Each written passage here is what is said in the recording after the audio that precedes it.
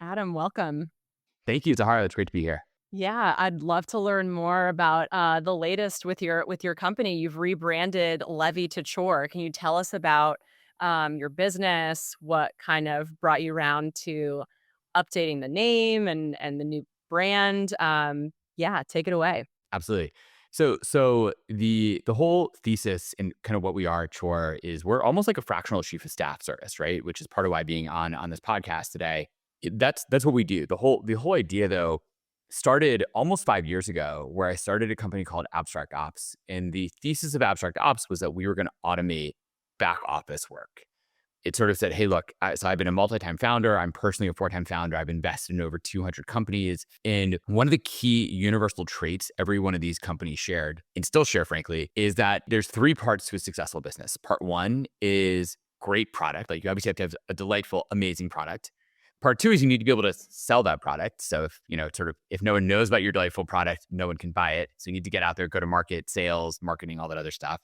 But then there's this third piece called operations. And you're like, I need to run my business. If I can't run it, I can't actually do the rest, right? If I don't know how to pay my team, well, my product will not work any longer. And I won't be able to pay my salespeople, so I won't be able to get sales. So it's like, well, I need to combine all these pieces together and do this the right way. And so we tried to build this company called Abstract Ops to automate operations. The challenge that we found was, frankly, that everything in operations is an edge case. And guess what? Edge cases are terrible when it comes to building software. Essentially, software is really good about doing the same thing over and over again repeatedly, and it can scale nicely. But when everything's an edge case, you can't really build software for that. So we raised like $10 million for it, had amazing VCs, ended up having to essentially split the company in two. And that is what became, so Abstract Ops went in their own direction. They pivoted a little bit since then. And then we became Levy. And then Levy, with just as you mentioned, 2 weeks ago, 3 weeks ago, rebranded to Chore. And the short reason for why we did that was initially we actually had a trademark issue. So that was sort of the initial push. And then it got to a point as CEO and founder, I said, hey, does it make sense to continue to pay legal fees to try to fight this? Like we'd already built a bunch of brand goodwill in the name Levy, but there's a lot of like mental energy for me as the founder, the mental energy that was going into that, and just the frustration around any legal situation. And then of course the legal fees itself. And I said, you know what? Can I take all these legal fees that we've earmarked for this situation, and it's kind of uncapped. You don't know how far it's going to go. And can I just say screw it? And I'm going to go turn that money around and invest it instead in a whole new name. And while I love the name Levy, I don't think it did a really good job explaining who we are and what we do. And so we hired some great people, helped us come up with this great new name that I utterly love. Like Chore is something you're never going to forget. Like It's a great we name. are the end of admin. We are Chore. Hire chore.com as our domain. Come to us to take care of all these things that are like a chore to founders. You shouldn't be doing them. It's a bad use of your time. You should find someone to take care of it. Ideally software, but that doesn't really exist, as I just said. So you need people to do this work for you and hand it off. And so that's where you got to the name, why we did the rebrand. I'm glad we did. I think it was a blessing in disguise, frankly, that we had the trademark issue. Yeah, and you'd be one of the most well-suited founders to actually pursue any kind of litigation there, because you have a legal background, you have your JD. So that actually is an interesting segue into the next part of this conversation, understanding kind of what led you to law school. It seemed like you were on a totally different path, and you stuck with it for a couple of years, after you got your JD, and in a few, clerk role and a summer associate role, and then went into legal at Sprint. So just kind of want to hear the evolution of that, the origin and evolution. Yeah, I mean the short evolution. I mean, look, I was sort of the first child, standard thing, follow in the footsteps of my dad, who's a lawyer, and that was sort of the initial push to go to law school. And I remember him saying even like, "Hey, you go to law school, you'll always have a job," which is maybe true still, but I'm not even convinced it really is actually true anymore. It was sort of in his generation. And I got an MBA at the same time. I was kind of hedged my bets a little bit and said, I'm going to get a JD and MBA. And so got both those degrees, took the bar, all that other good stuff, thankfully passed the bar, then got a job using more of my MBA side of things, is sort of doing strategy for a mid-sized sort of tech company, publicly traded company, but in the DC area, which is where I'm from. started down that path and kind of never really looked back on the law from then on forward. I just sort of said, you know what? One of the key lessons I learned while I was doing a lot of these great summer legal internships that you mentioned that I had was I'd much rather be the client than be the lawyer doing the work for the client. Because I'll never forget a situation. I worked for a big law firm. We had a client who just kept making changes to their documents, like just small minor changes that were kind of stupid. And we would tell them they were stupid.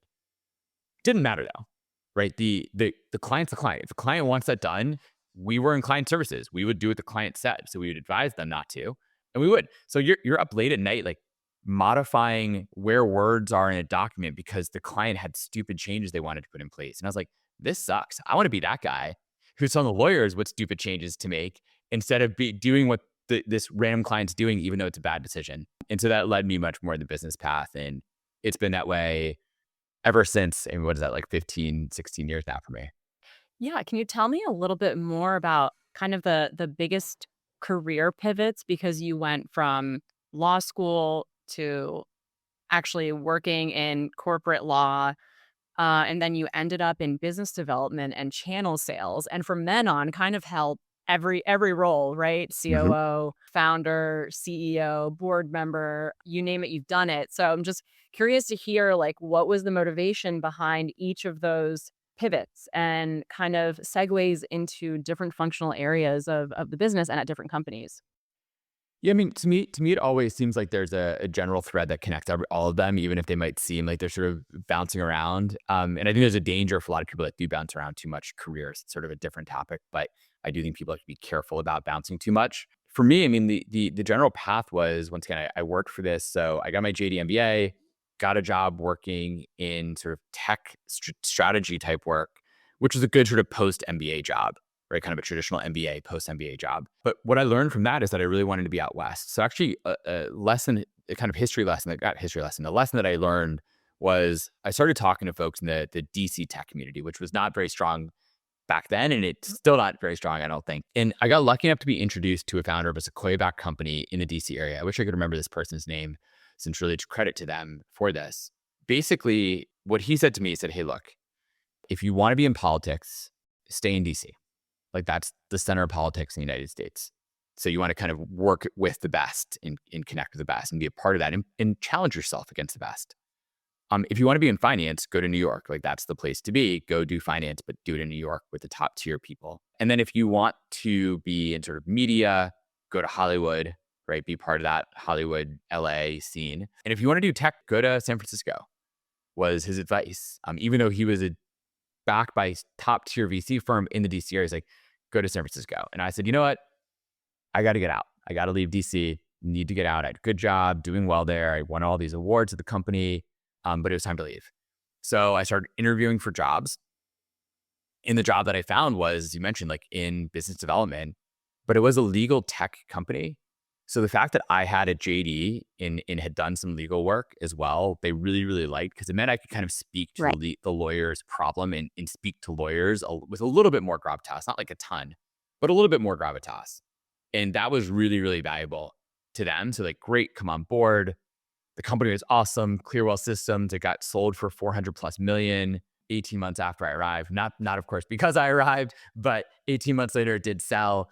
And it was great. I was like, oh my God, welcome to Silicon Valley. Like I got a nice, pretty significant for me, like a pretty significant bonus from exiting my equity, from selling my equity to the acquiring company. That was awesome. I'm like, this is what this is about. They started something from scratch. These really smart founders built it into a real thing and sold for 400 million. I mean, that's a huge, huge win.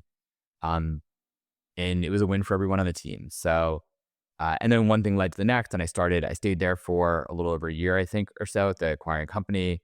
Then went from there, started my own company, and one thing grew from everything grew from there. Awesome. Awesome. So you've built a lot of teams throughout your career. And I kind of want to go back to that comment you just mentioned about people should be aware of jumping jobs, right? Looking like they're a job hopper potentially on their resume, or otherwise. So would love to just kind of get your insights on that and dig a little bit there. You know, what does that mean to you? Like when you see that kind of resume or when you're considering candidates for your own company or for your past companies?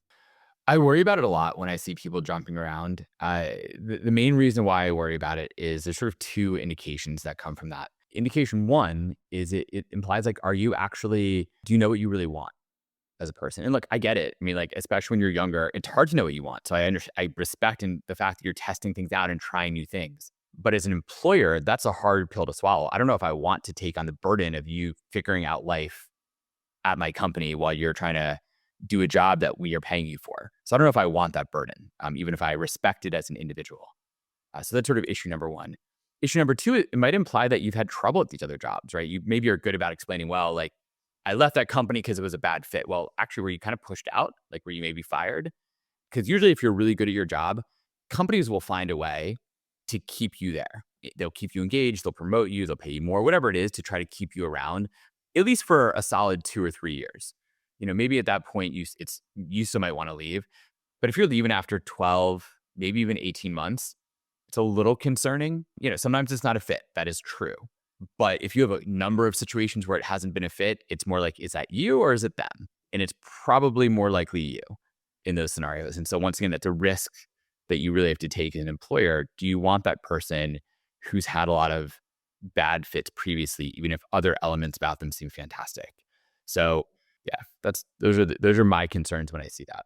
Yeah, and I mean, as you know, we run a recruiting firm. We work with founders like you to place chiefs of staff. So we're running these recruiting processes ourselves, at least the front end. And it sometimes becomes hard to present a candidate that has 1 to 1.5 years in every single prior role. And although we might have already spoken to them and we think they're great, we might present them and they'll say, "Hey, we want to see people like with longer tenure in previous roles," and that's totally valid.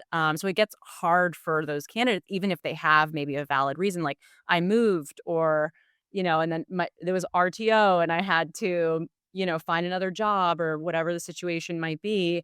It still is difficult to even for their resume to stand out, to get on a phone with us, for us to say, okay, like we'll present you. And so, yeah, it can be challenging for candidates. Yeah, for sure. And this is where once again I just try to remind people, it's like you got to be really careful about those things. Like I get it, like maybe you want more pay, maybe you want these other things, but people don't think about the long term from a career perspective. Look, once again, I get it. I mean, people can be short term focused, understandably, but I actually ran the numbers once because we had a person on our team, not candidate, we had a person on our team leave, and he'd only been with us for maybe like 8 months, 9 months, and he got a significantly higher salary from another company as a startup. And I remember running the numbers, and I wrote a whole post about it. I obviously did not mention this person's name, but wrote a post about it, like the numbers on it. I'm like, okay, you go to a company that's going to pay you significantly more, right? So it seems amazing. But especially if they're a startup, you're like, I don't know if they're going to be in business, right? They probably mispriced you in how much they're paying, and they don't actually know your real value. Like if you're really worth double than what we were paying you, and we've done a lot of our analysis pretty carefully, they might be overpaying you. And in number one, or the founder probably doesn't know what they're doing, which is its own set of issues as an employee to go to work for a founder who doesn't know what they're doing. And three, they might run out of money. So if you run the numbers on those things, okay, you get a job that's paying you almost double what we were paying you, but the company either goes out of business within 8 months or 12 months because they're running out of cash and they can't raise again, or the founder is so insane because they've never managed anyone before, you end up quitting in frustration, which once again looked terrible on your resume if you bounced around. And this person had bounced around a bit already when we brought them on board. What does that do for you? Like the actual net, even if you made more Right. cash for the short period of time, your net versus staying with us and getting a much more steady guaranteed paycheck, basically the same, except you would have had a much longer tenure with us. And that looks way better for your long-term resume. So I don't know. I personally thought it was a really stupid decision on this person's fault. But I understand his short-term need is like, look, I got to pay for my family. This company's paying me more. Right. Okay, cool. But like you now have two things on your resume. I think his last company, he was there and he came like warmly, highly recommended by the last company. They were laying people off. So like kind of overlooked that he'd only been there for maybe 16 months, not even, maybe less. And then he was with us for like, once again, like 7, maybe 7. And I'm like, well, like you kind of have Yeah. two short-term things. It's like, I hope it works out for you on this new role, Yeah. but you got to make a lot of money for you. Basically, net cost, the value you need to get above and beyond on salary to make all these short-term changes on your resume work out for you over the long term, you have to be at this new company making that same salary for like 18 to 24 months. And then, okay, yeah, that was a good decision. But Right. man, that's also real risky.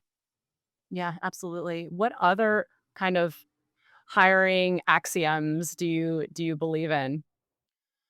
I mean, look, I think you need to make sure you're hiring people who are the right fit for the role at that time. That's sort of number. Well, actually, let me go back on a few things. Like one is hiring the right people in the right role. Obviously, that's sort of a simple statement to make, but the ability and willingness to identify exactly what you're looking for and know what that role looks like. So I think a lot of people just hire like, oh, I need to hire someone because I need help.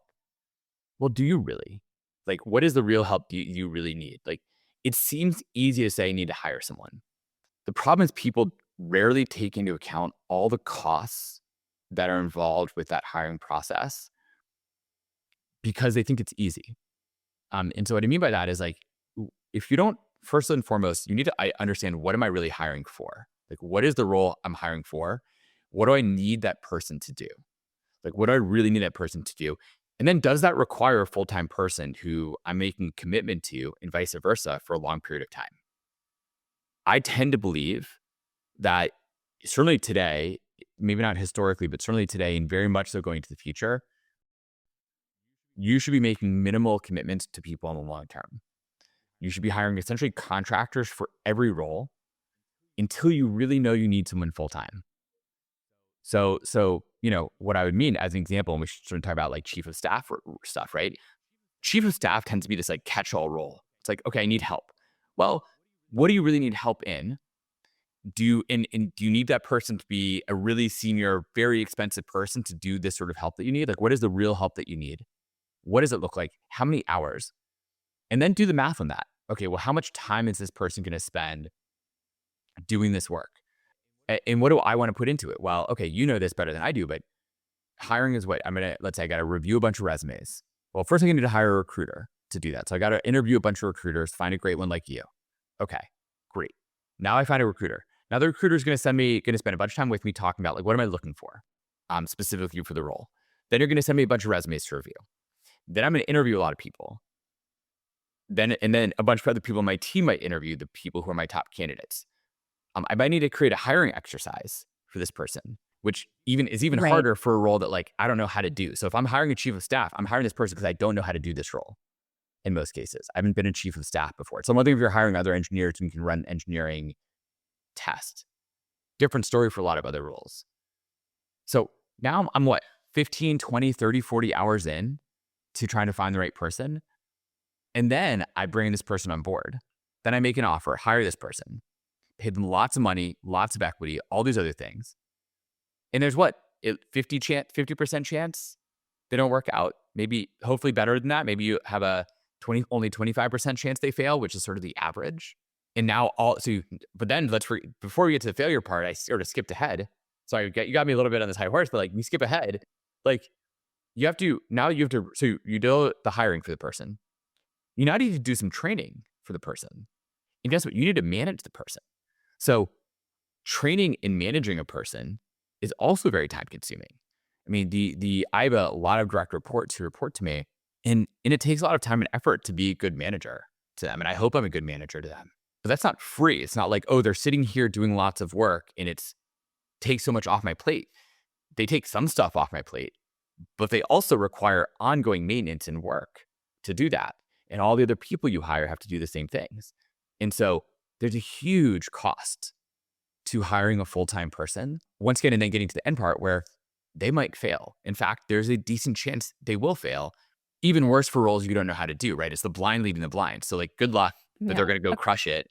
And Yeah, one of the craziest stats, that I've read is from Top Grading. If you ever read I've that heard of it. I've book, not read it. we're using that, in our process, and, the average, like, talent density at the A player level at any organization across any industry is 25%. So the likelihood is that 75% of people on your team are B and C players. Mhm. That is just facts, and it is really painful, right? It's really painful for executive team members who are A players. It's painful for other employees who are A players because B players bring them down, right? And maybe someone's actually an A player, but they're, a B player because they have a poor manager or they're not in the right function or the right role, and they'll perform better if you move them around. But who's doing all that, right? Who's thinking about all that at early stage? And back to your point about understanding who do I need in the chief of staff role. When I get on calls with founders where it's like the first call is really like almost like a consultation. Like we're spending most of the time talking about them versus like the process that we run and our results and placements and things like that. So I'm just trying to understand what's in their head and figure out like what stage are they at? Like, do they know about the role, like the chief of staff role? How much do they know? How much do they know about like who they need?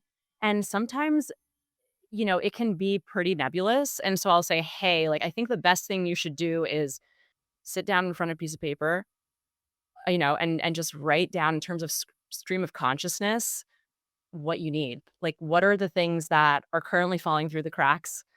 What would you love to get to but can't even think about because of everything that's on your plate? What would you want to delegate? And again, to your point, which things do you have to actually run as a founder? And what can you hand off to somebody who's highly capable and is mostly self-directed? The point of a chief of staff is like hopefully you get somebody in the Mhm. seat who doesn't need a ton of hand holding. And so that's why people tend to gravitate towards this more senior kind of director level chief of staff who's kind of been around the block a little bit versus someone, right out of school or right out of consulting even. Yep, which makes sense, and that's the right sort of, I think, chief of staff to hire is someone who can get in there and do that work and really sort of lead things in a lot of good ways. There can be a lot of value in that. The challenge that I see though is I've also come across a lot of people who want to hire a chief of staff, but what they really want is someone to take care of a lot of the like underlying admin stuff.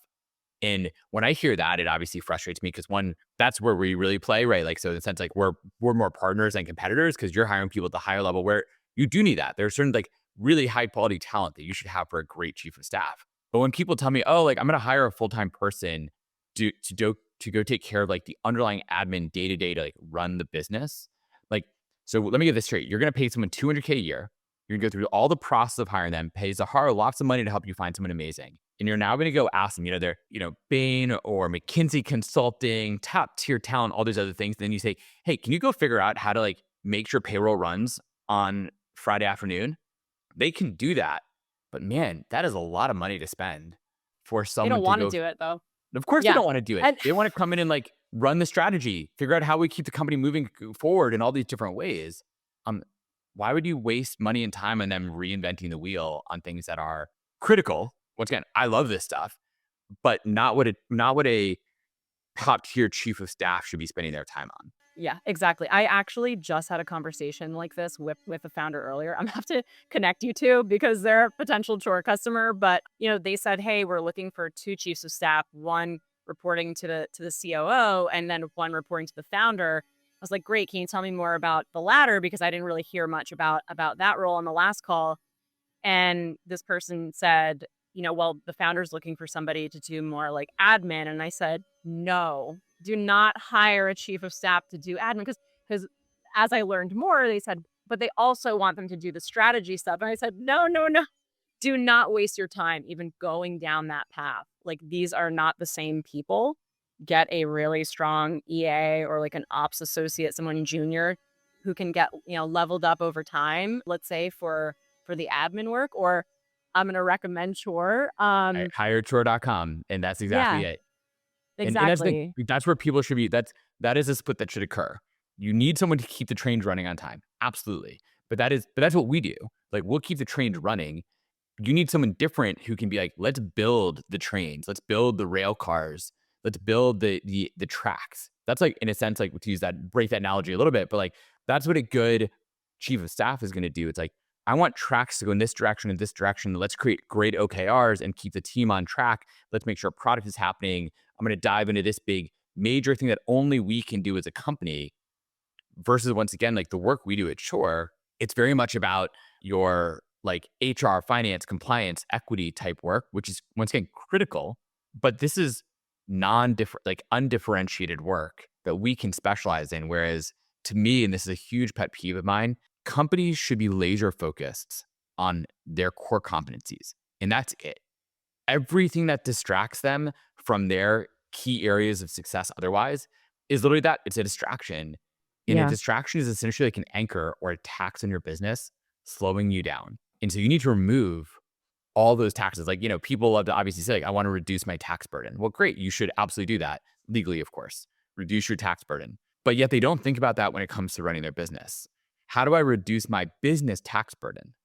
Which means handing off and delegating everything to high quality, lower cost individuals who I don't need to pay. I can test them out. I can fire them quickly. I don't need to pay severance. I don't need to give them equity. They're coming in to do a specific job and they have to crush it at that job, or I can fire them. Whereas most people that you bring on board for chief of staff roles, certainly, but many other roles, if you hire them full time, yes, they are expected to get that job done. But now it's like, well, we might have to give them 3 months to train and ramp Right. up. And, Right. we need to see if they really can get it done and all these other things. Whereas when you hire a contractor, they're expected to go crush it tomorrow. I mean, like using you as an example, right? If I hired you as a recruiter for a chief of staff, you're like, hey, Adam, no problem. I'm going to do great for you. But like, you need to give me 3 months and pay me a lot of money for the next 3 months before I'm going to be ready to put a few good potential candidates in front of you. I'd be like, "No, like, that's not how it works. We're Like, not you're Corn the Fairy expert. I want yet, you to give me you people know? tomorrow."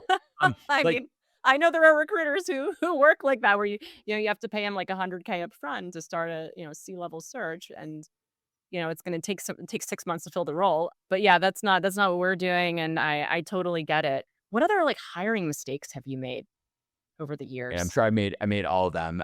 But certainly a key one that we talk about a lot at Chore right now is the sort of standard axiom of hire slow, fire fast is always a good one. We've a very rigorous process around hiring. So we have a multi-step hiring process, including, as an example, and I'm a big believer in this, we require everyone who even applies to us, you have to fill out a detailed form to apply. So What's that form? it bases all these different questions, right? Like, what are big mistakes that you've seen? What are things that you love about the company you were at? Obviously, like, why are you leaving? A bunch of questions that we've researched in depth that we think are really relevant to hiring for that certain role. Obviously, they're a little bit different per role, but a lot of companies just put up a job on, Indeed or LinkedIn and like, hey, here's the hiring button, like press apply, and you're good. No, no, no. With us, you have to fill out this form and it's long. If you do it right, it might take you 20 minutes. I mean, it's not like that long, but Is a good filter, though. that's why we have it. It's a really good filter. And Yeah. even once we have people apply, you can very quickly tell people who are thoughtful and have taken Yes. time and effort versus people who write like one word or a short sentence. And that's another filter. And so it saves us a lot of time up front because we're essentially doing pre-filtering. But then we have this whole process. We have a number of things that we do, but even then we make mistakes. And what we're trying to get better at is saying, okay, within a certain period of time, once we know someone's not working out, you can usually tell. And so let's just move on quickly. The danger, and then we've once again talked about this as a team internally, the danger becomes almost like a sunk cost fallacy. You're like, well, I put all this effort into hiring this person. I really want to make them work out. And so now you're spending like all this time to try to get someone over the line who you thought you were hiring who was already good, right? Like you might have recognized that they needed some training, but not lots of extra training, right? Like on Right. basic things you thought they already knew how to do, or that they should have been able to pick up quickly because you thought they were good in the role. And so the extra energy and effort that you have to put in becomes its own weight in dragging you down for that person. And so it's just so much better to move on quickly. When you get that gut feeling this person just isn't working, make the tough call, move on, and then you can go back to starting Right. to hire a replacement ASAP instead of just Right. dragging it on, because it's incredibly rare once you get that idea that someone's not working. It's very rare to turn that around. Like that's not going to change. So just not wait. Yeah. How many hours would you say collectively are you spending with a given candidate in a hiring process Mhm. before you make the decision to extend an offer? And the reason why I ask that is because my theory is that you need a minimum of 4 hours, not including an on-site, to actually get into nuanced conversations, be able to ask enough questions that are probing, that go a couple layers deeper than you would in those initial chats, and also to have enough kind of time in between steps. I don't necessarily believe that a really fast process is best. We're talking like if your process takes a week, that's probably too short, right? It's probably too short because you're not going to be able to spend hours and hours with a candidate in a week. And but anything more than 4 weeks is probably too long. If they're entering your process and then 4 weeks later they still don't know if there's an offer on hand or not, then it's probably too long. But yeah, my theory is that you need to hit that 4 hour threshold to even like really start understanding a candidate. I think that's right. I was actually, when you first asked in my head, I was sort of thinking it's about 5 hours that we spend with a person. Look, it depends on the role, right? So if you're hiring sort of more junior, you probably can spend a little bit less time. And something more senior, you might want to spend a little bit more. But overall, although even frankly, in some ways for all those roles, I would say almost try to find a way to do a test together before you actually make an offer. So like, hey, can we do a project together and work together a Mhm. bit? But to answer the question specifically, I think through our process, I think there's first level review just to see if we're going to like, if they make it past the first review of that application. That probably takes not that long for our internal recruiter who handles it. Let's say that's 5 minutes right there, at least. Plus there's some maintenance that goes on. Actually, yesterday, I spent a lot of my time, which is another pet peeve, because speaking of I was a little frustrated at the team. The job roles were all messed up that hadn't been updated properly. They were not listed the right way. There were a bunch of things that were just broken. I was like, I just need to fix this, which I like to let people run their own things. And I got fairly frustrated. But those things take maintenance, right? You can't just put up a job role and not maintain it for 6 months. Like it needs to be updated Yeah. and managed. So it might be 5 minutes for that review, but then you still need to maintain that application. So let's call it 10 maybe minutes total per application. Then we do a first interview with the person. Then we do a second interview plus like a work test. I think that's about an hour that we do that. On that front, then there's a third interview with another person on the team. And then there's an interview with me, and then sometimes a fifth. And we score everybody. Yeah. Everyone gets a score. We have a set list of questions that we've created for every single interview so that everyone's doing different questions at every step in the process. There's a scoring for each person that they put in. We'll look at the total score. We'll then talk about it as a team and then make an offer. So when you add that all up, it comes out to probably be in the 4 to 5 hour range. But one thing, like that's almost the easy part. Like the harder part is then you bring someone on board. I need to go through the whole onboarding process. You need to make sure they Yeah. get trained. Can they take on work pretty quickly? All those sorts of things, because there's a cost you have to bear that people do a terrible job metricing and tracking. I hear you. What are hallmarks of the strongest candidates that you've ever interviewed and ended up hiring? And I'm asking this from the perspective of putting technical, analytical skill and ability aside, kind of like the softer side of the candidate or their story that really made the difference. Yeah, I mean, I think probably the biggest ones, I think through some of the different people that we've hired who've been really good. Probably the biggest one is for us to some extent, a level of maturity and experience. So for better or worse, we tend not to hire junior people anymore. Going back to maybe where we started the conversation, I'm not willing to let you figure out life on our dime. Like we have a business to run. I have people who need to get paid. We're not a charity. So I'm all for people figuring out life, but just not going to happen with us. So away from hiring junior people and just say, hey, look, we're going to hire senior people who know what they're doing, know what they're about, why they're doing things. Not in every case. Once again, like there's a few exceptions that we'll make. So that's one, is that part. I think another key quality that we look for is, I'm trying to think through like the key things here. It's sort of like longevity to some extent in the role is another part of it. And then depending on what we're looking for, we're saying, hey, like what's that person's sort of ceiling, right? Do they have a high ceiling or a low ceiling? Or maybe you could also think of it as like, okay, if we're looking for someone to just get the job done, I don't care if they have like a super high ceiling, but can they come in, do a great job, be a fantastic teammate? So we sort of so that's another key part. If we're looking for more, then like I want them to have a really high ceiling. And then I might recognize like they might only be here for 18 months because they're like really ambitious, but I'm okay with that. Although once again, it depends very much on the role. And we've leaned more towards making sure everyone we hire knows that we're trying to hire for the long term, right? You need to be here for the long term and a part of this company for the long term. That's what we hire for, because that to me is more important. Like the willingness and ability to be here for the long term is more important than the short term gains in sort of the what that says about you as a quality individual. Whereas like you want to be part of what we're building versus it being this transactional thing. Well, like what are you going to do for me for the next 12 months? Is an important quality we try to look for. So Yeah. Absolutely. And on a tactical level, what I've seen very strong candidates do is they go in extremely prepared to their interviews. So they've usually done a ton of research. They might have even done like back channel references already on the founder, or even reached out to, like, connected with on LinkedIn, and reached out to people on the team, asked for coffee chats. And I'm talking about candidates that are just like top tier. It doesn't mean that, like, if you do that, you're gonna end up getting hired, but it really puts you like a cut above if it's a competitive field. You don't obviously know who the other candidates are, but those kind of things really stand out. Sending thank you notes after meeting with anyone on the team, basically how hard they lean into the overall process. And I've dubbed this like the space between. So, like, the space between interviews, like, what's the candidate doing then? Like, are they making good use of their time? Are they leaning in really hard to the process and the people, and relying on us as well, because we log all those kinds of activities, and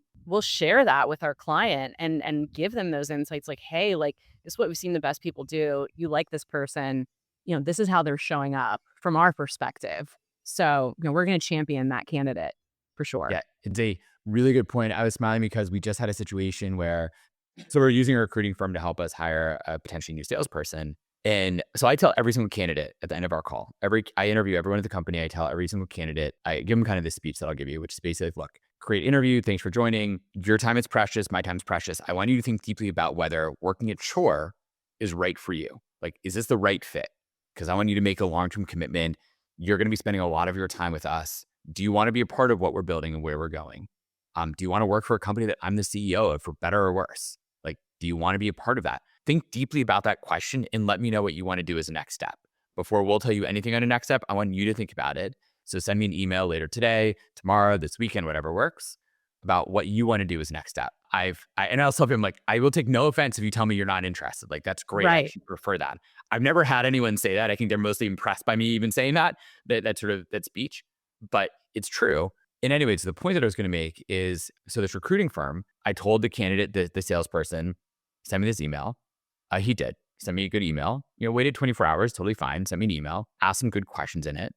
I wrote back with the answers and then never heard from him again. And I literally was like, I told my go-to-market lead, I was like, hey, like, this guy, we're just not going to be able to move him forward. We liked him, but like, he asked some good questions. I would presume he'd have a follow-up based on my answers, and I haven't heard from him at all. And then it took like a week, and the recruiting firm started reaching out, like, hey, like, what's the next step? Blah, blah, blah. And I'm like, they're like, well, he's been following up with us, but you haven't heard, we told him not to reach out to you directly. And I'm like, I was Oh. actually pretty pissed. I'm like, basically told the recruiting firm, I'm No. like, you guys completely messed this up process. Like, the whole point was that, like, he's a salesperson. I want to see he should be following up aggressively, like, not in a nice way. You have to Yes. be thoughtful. Like, you're not supposed to be blocking him. I already told him he should establish a direct connection with me. We emailed back and forth, but I never heard from him again. And so, like, that's a huge mistake. And to your point about, like, him, he should have found a way around that. From what they're claiming at the recruiting firm, that, like, he's been following up with them nonstop, and they've sort of blocked him because that's their quote unquote process. And I'm like, I don't know. I could go on. I was pretty frustrated. I told him basically, I was like, I need a discount if you want to keep working together, because this is ridiculous. I Well, it's a hear waste of my you. time. Like, Yeah, truthfully, that's how it's going to be. Like, don't waste my time either. Like, I'm actually just more yeah. annoyed with my time. And they're like, dozens of email. They have like 3 people involved. And I'm like, I don't need 3 people involved and all these middlemen or women in the process. Like, we're going to hire a candidate. You're not going to be part of this person doing well at my company. Why are you involved? Like, you made the intro, you found the person. Thank you. Get out of the way. No offense to Yeah, recruiters, but yeah, like, I I was don't know, none frustrated. taken, none taken. Yeah, I think that the more rapport that can be built is ideal in a process. So actually, like, I think a recruiter's goal should be to support that, because you want that gap to get smaller between the founder and, let's call it chief of staff, right? Because that's what I'm familiar with. That, and I actually liken it to dating. It's the best metaphor out there, I think, for just hiring in general, but particularly for the chief of staff role, because you're going to be like this the entire time. The spark has to be there from the beginning, and it has to just like carry all the way through, and just the excitement just has to continue building like exponentially throughout the process. And the best candidate, there's no question marks around the person. It's just, you just know, right? You just know every step of the way. They have strong signals in their background. They show up, they did their research, they're following up. they kill the case study. That's a big one too. How deeply do you get involved? I mean, on that note, to turn around back on you, like to your point, it's like dating. And what I keep thinking about this situation that I just mentioned, it's like dating, but it feels like there's a chaperone involved, and that really bothers me. Like I'm an adult. I don't need a chaperone involved in my dating situation. So Yeah. like I want you to be there to help things along, maybe do back channels, push things here and there, Yeah. but like not to block communications. Like to me, that just seems insane. But like, what do you recommend for how to make that work? Yeah. Sometimes candidates will BCCS or CCS on communications, which is fine. We don't ask to be copied.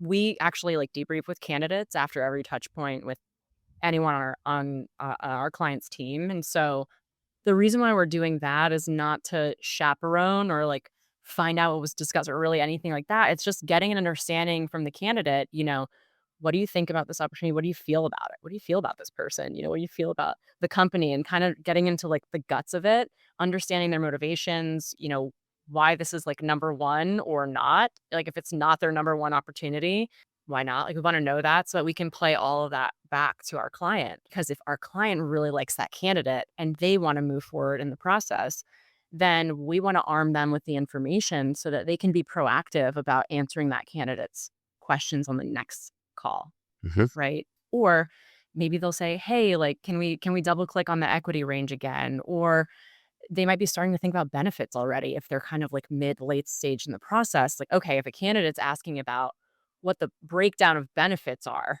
like what are the plans and that kind of information, then they're already or like start date, even if they start volunteering that kind of information, then they're very close to basically like accepting an offer if they were to extend one. Like we pretty much know that it'll be a yes from them. So yeah, we do all that to kinda, like, support the process, not get in between or done any communications or anything like that. So really, I think the goal is to be collaborative, not controlling. Yeah, which is the right Yeah. the right way that it should be is, so yeah, I need to write them back and figure out what to do on the next steps there, but, a frustrating scenario. One thing that you mentioned earlier was that, obviously you've invested in a couple hundred startups. And I noticed on your LinkedIn page that you said, I'm still trying to comprehend how some of my failures have gone from the top of the heap to bankruptcy. I have some thoughts. So I'm curious to know, obviously, maybe hiring, plays a big part in that, but curious to hear what your thoughts are there. Yeah, I mean, I think probably the main one to some extent is probably there's one specific example that I think about a bunch, and this is a company that from they raised, I think within like after maybe 2 months after we were some of the first investors at like a 5 million valuation, super early company, everything else. Within like 6 months, they were like worth 100 million. Within another 6 months, they were worth like 250 million valuation. Like just skyrocketed, crushed it, had all the right elements going on. The reason they failed though is a combination of two things, and this is where I think a lot of issues do occur. Issue number one was that the founder ego got in the way. So when you see your company grow that fast from a valuation standpoint, and you suddenly see like your equity stake be worth, I don't know, 20, 30, 40, $50 million, and you're coming from, you're a ramen eating founder, and you're not just like, oh my God, like my theoretical net worth is 50 million. I must be a freaking genius. Like the ego element of that means you have real trouble taking advice and listening. And you have to have a certain self-awareness as a really good founder to recognize that no, like, yeah, like you hit on something really lucky. Like, well done. And you are grabbed at the right way. You're doing a lot of the right things for sure. But like, don't let it get in the way because your ego could easily be burst if you're not careful. And you need to still listen to a lot of advice. Number two, which kind of goes to the advice part, is when companies have when you're growing that fast and you have a poor bad advisors, a board of advisors, that can lead to some of that bad advice. And you need someone who's strong. So if you look, VCs like to say, oh, we are super founder friendly. We're going to be super supportive of the founder. Well, guess what? If you have a founder who is ego tripping and thinks they are God's gift to the startup world, and they are always right because their just valuation just keeps going up and to the right, and everything is freaking awesome, and they are crushing it in everything they're doing, the board should be willing to step in and say, hey, like there's some things you should think about or slow down And that's hard. One, because boards, especially VC boards, are not always equipped to do that because they want it to go as fast. They want it to either be a massive growth or a flame out, right? VCs want a binary outcome, 0 or billion or bust. And that's what they want. So you have to have a good mixture of those things and really get some smart advisors around you to hold you in check as a founder. And so that's where a lot of those problems have occurred is ego combined with bad advice. Or maybe you couldn't hear the advice in general, or the advice just wasn't thinking about it. I mean, what's in the same company that really comes to mind here, the board let the founder kind of do everything until suddenly it was too late and they were out of cash. Investment goes to 0. Yeah. Well, let's pull on one more thread here before we wrap. What were the most humbling moments for you as a founder? I mean, so many in many ways. I mean, there's so many humbling moments. Certainly, shutting down a company is a humbling moment. That's one of the main ones when you have to shut down a company. Be like, we failed. We didn't get it right. What did I do wrong? Like the amount of times you just think over and over, what did I do wrong? What did I miss? Where could I have done better? I let down my team. I let down my investors who backed me. And that's especially if it's like friends and family, like you're letting down people who really who invested because they love you, not because they have any idea if your idea is good or anything else. They did it just because they care. That's really hard. So that was one of the most disappointing moments is when I had to shut down my first company. It was tough. I think we did the right way. We gave money back to investors. We let everybody get fairly, some of these companies stay around for forever and don't actually do it the right way. And then it messes up your taxes. Like at least like everyone could write it off in their taxes, other things like that, because you do it the right way. Another is I've kind of been quasi like fired by my co-founders twice. And like that's been tough.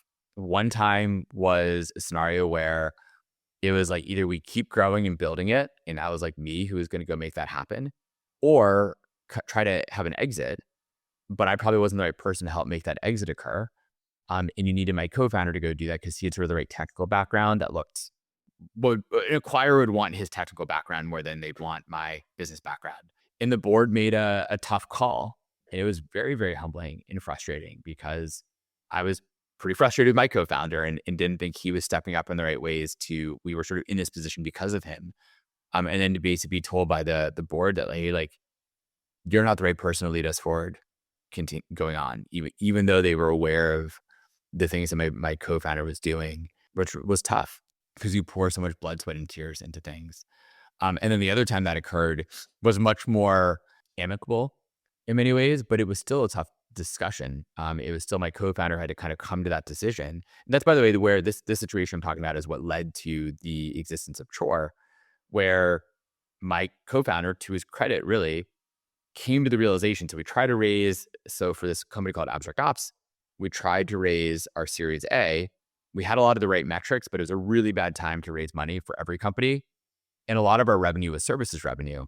And so he had to make a tough decision. It's like, we can't afford to continue to keep doing these services that we're doing essentially as a loss leader for our product. We can't continue to keep doing that and like have a chance of making this business work because we weren't seeing the growth we needed to have. So he had to make a tough decision to like split things apart and sort of said like, hey, look, like we can't afford to keep you. And even himself, like he's gone on and done other things too. I can split off this company, you have a nice services business here, and you can kind of try to go see what you want to make with this. Or we gotta kind of just call it. Hmm. And that was really tough to hear, even though he was right. And I was obviously part of like us coming to those conclusions. It's still like he had to make that call as CEO. And that was difficult. In all those situations, it leads to new opportunities. So if you do it the right way. So my former co-founder and I and that company I just described, we have a VC fund together. So we do investing all the time. We talk nonstop still. And it led me to building Chore, right? We started Chore. So like I got the assets from Abstract Ops to start Chore. We had a number of good customers. We had some revenue. And it was like 7 people, myself included. And so it was 7 people, me. And I was like, okay, like we have this company. I needed to go give a pretty big loan to the company to make payroll to keep it going. And that was 2.5 years ago. And from 7 people, we're a little over 40 people today and profitable and growing. But like, It's awesome. and that was an opportunity for me to go make that happen, but it wasn't anything guaranteed. But it was a pretty cool opportunity to even go do that. Because most people, if you start a services business, you kind of got to start from scratch. Yeah. Cross your fingers, it's just you. I got to start with a little bit of kind of a leg up, which is really a blessing in many cases. Yeah. So, but those were very humbling experiences. Yeah, I appreciate you sharing so vulnerably. What an awesome story. Yeah, any parting thoughts on chore or anything top of mind that you want to leave with listeners? The main one basically is your time is incredibly precious. So be very thoughtful about who you're spending it with and where you're spending it, and what sort of work. And to me, what that means very specifically is spend it only on the number one or two problems that you have. Outsource and delegate everything else. Which once again means don't hire full time people until you're 100% sure you need that role and a deep clarity on what that role means. And this goes for everything. I mean, like, once again, using certainly we talked about chief of staff a bunch and how you can hire Chore, right? Hirechore.com to go do a lot of the operations back office work. You still very much might need and want a fantastic full-time chief of staff, but you probably don't need all of that right off the bat. But another example might be like we have a part-time product person at Chore. He's awesome, but we don't need to hire him full-time. So we save a bunch of money that way. And I don't have Yeah. someone I need to manage. He has to hit specific deliverables and that's it. Don't have to manage him, don't have to do one-on-ones. Yeah. And he hits his deliverables. And we pay him a little bit more than we'd probably pay him if he were full-time. But that assumes he was working full-time. That assumes he would come in full-time and we have a full-time role for him to do and be able to use all of his free hours. I Right. don't think we do. And I don't think most companies do for most roles. So Yeah. that'd be my parting words. Be thoughtful about where you spend your time and who you spend it with. So Zahara, I appreciate you spending some time with me as well. Likewise. Thanks, Adam. It's been great having you on. Absolutely.